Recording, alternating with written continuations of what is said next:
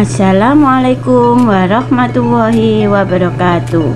Jumpa kembali anak-anak di pembelajaran tema 2 subtema 3 muatan IPS, yaitu tentang upaya bangsa Indonesia meningkatkan kesejahteraan rakyat pada awal kemerdekaan. Sebelum memulai pembelajaran, mari kita berdoa, mudah-mudahan kita selalu diridhai oleh Allah Subhanahu wa Ta'ala.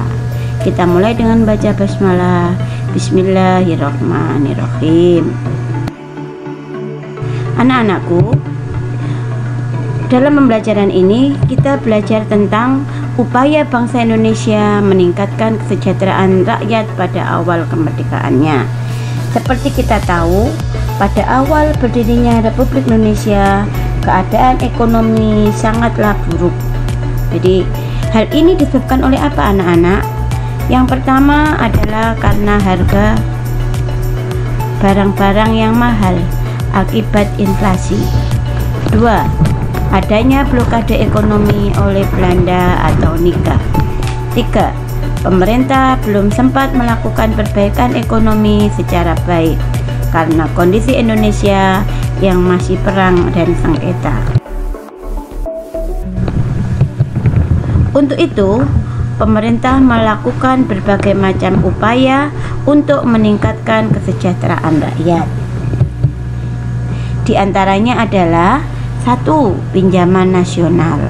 Program ini dilaksanakan oleh Menteri Keuangan Insinyur Surahmat, di mana pinjaman ini dibayar kembali selama jangka waktu 40 tahun. Yang kedua adalah usulan diadakannya konferensi ekonomi, di mana dipimpin oleh Menteri Kemakmuran Insinyur Darmawan Mangunkusumo. Tujuan konferensi ini adalah untuk memperoleh kesepakatan dalam menanggulangi masalah ekonomi yang mendesak, seperti produksi dan distribusi, serta status administrasi perkebunan. Yang ketiga adalah pembentukan Badan Perancang Ekonomi atau Planning Board. Badan ini adalah inisiatif dari Menteri Dr. Aka Ghani. Badan ini bertugas membuat rencana pembangunan ekonomi untuk jangka waktu 2-3 tahun. Rencana yang keempat adalah Rencana Kasimo, disusun oleh Menteri Urusan Bahan Makanan Iji Kasimo. Program ini berisi tentang produksi, rencana produksi 3 tahun dari tahun 1948 sampai 1950 mengenai swasembada pangan. Jadi swasembada pangan maksudnya di sini adalah berusaha untuk menyediakan makanan sendiri dengan cara menanam berbagai macam tanaman pangan. Yang kelima adalah dibentuknya Persatuan Tenaga Ekonomi yang dipimpin oleh BR Motik yang bertujuan untuk menggiatkan kembali partisipasi pengusaha swasta untuk menghilangkan individualisme pedagang untuk ketahanan ekonomi. Jadi tujuan dari Persatuan Tenaga Ekonomi ini adalah supaya semua pengusaha swasta berpartisipasi untuk melakukan kegiatan ekonomi untuk memperkuat ketahanan. Itu adalah beberapa upaya yang dilakukan oleh pemerintah untuk meningkatkan kesejahteraan ekonomi. Kemudian kita lanjutkan di sini adalah manfaat kemerdekaan bagi kesejahteraan bangsa Indonesia. Seperti kita tahu, di mana pada masa awal penjajahan, bangsa Indonesia tidak mendapatkan hak-haknya sebagai warga negara. Bangsa Indonesia juga mengalami kesengsaraan. Setelah kemerdekaan diproklamasikan, kehidupan bangsa Indonesia berangsur membaik. Bangsa Indonesia mulai melakukan pembangunan dalam berbagai bidang. Di antaranya adalah bidang pendidikan, di mana pada masa penjajahan, kaum bangsawan dan kaum laki-laki sajalah yang berhak atas pendidikan. Tetapi pada masa kemerdekaan, Semua mempunyai hak yang sama dalam pendidikan. Ini tercantum dalam pembukaan Undang-Undang Dasar 1945 alinea keempat, yaitu mencerdaskan kehidupan bangsa. Manfaat yang kedua setelah adanya kemerdekaan adalah di bidang perekonomian. Perekonomian pada masa penjajahan sangatlah sulit. Adanya kerja rodi, tanam paksa, romusa sangat menyengsarakan rakyat. Bahkan adanya kerja paksa, kerja rodi ini sampai menghilangkan nyawa masyarakat Indonesia. Pada masa kemerdekaan, perekonomian semakin membaik. Ada berbagai usaha, banyak cara yang dilakukan supaya perekonomian bisa menjadi lebih baik.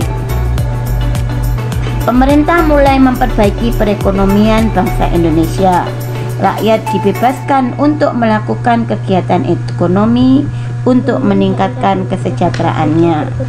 Hal ini tercantum di dalam pembukaan Undang-Undang Dasar 45 alinea kedua yang berbunyi, kemerdekaan negara Indonesia yang merdeka, bersatu, berdaulat, adil, dan makmur. Jadi kemakmuran ini menjadi tujuan perekonomian Indonesia. Yang ketiga adalah di bidang sosial. Setelah proklamasi kemerdekaan, setiap rakyat Indonesia memiliki hak dan kewajiban yang sama.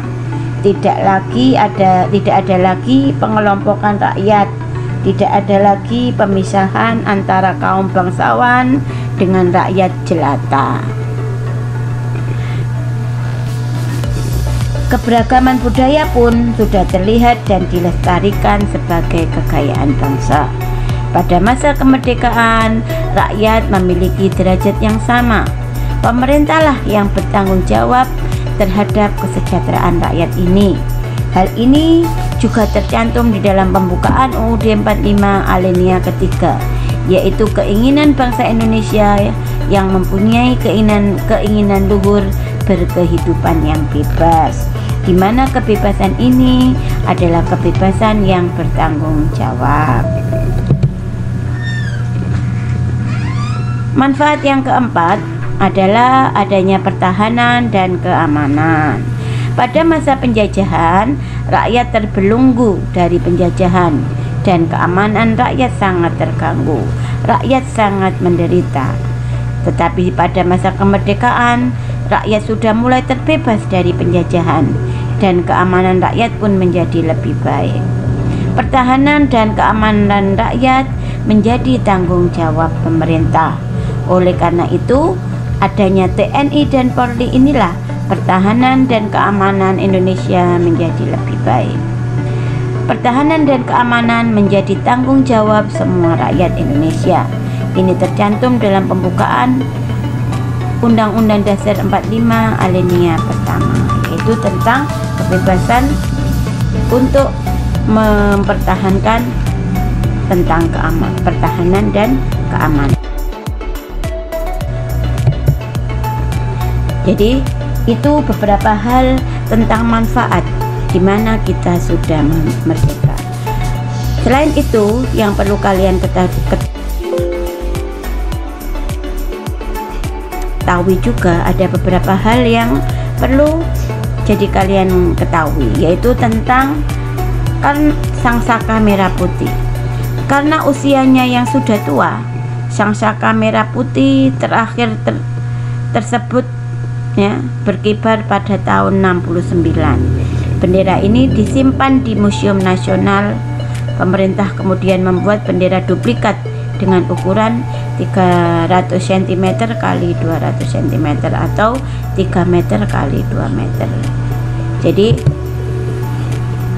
bendera pusaka yang dijahit oleh Ibu Fatmawati, dijahit oleh Ibu Fatmawati, istri dari Presiden Soekarno pada tahun 1944, yang dikibarkan pertama pada masa kemerdekaan adalah bahan bendera yang terbuat dari katun Jepang dengan ukuran 276 cm kali 200 meter. Sejak tahun 46 sampai dengan tahun 1968, bendera tersebut hanya dikibarkan pada setiap hari ulang tahun kemerdekaan. Tetapi mulai tahun 69, bendera itu disimpan di Museum Nasional. Akhirnya sangsaka merah putih merupakan sebutan bagi bendera nasional Indonesia. Warna merah putih memiliki makna merah yang berarti berani, putih yang berarti suci.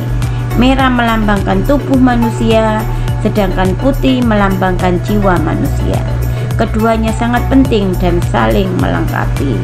Oleh karena itu anak-anak, karena kita sudah merdeka, kita harus bisa mempertahankan kemerdekaan ini dan mengisi kemerdekaan ini dengan cara belajar yang giat. Dan ini adalah tanggung jawab kalian sebagai pemuda, sebagai generasi bangsa. Insya Allah ini materi yang terakhir untuk subtema ketiga. Jadi minggu depan insya Allah kalau memungkinkan berarti kita akan ulangan ya. Jadi dipelajari mulai subtema 1 tentang makna proklamasi, kemudian subtema 2 tentang perjuangan mempertahankan kemerdekaan, dan subtema 3 yaitu upaya meningkatkan kemakmuran pada awal kemerdekaan. Kalian seperti biasa sebagai bahan belajar, kerjakan latihan soal subtema 3 di buku Pupena yaitu muatan IPS halaman 143 nomor 1 sampai 5. Selamat belajar anak-anak, sukses untuk kalian. Jangan lupa setiap selesai belajar kalian harus banyak-banyak beribadah, banyak-banyak berdoa memohon kepada Allah Subhanahu wa taala. Ustazah akhiri, Assalamualaikum warahmatullahi wabarakatuh.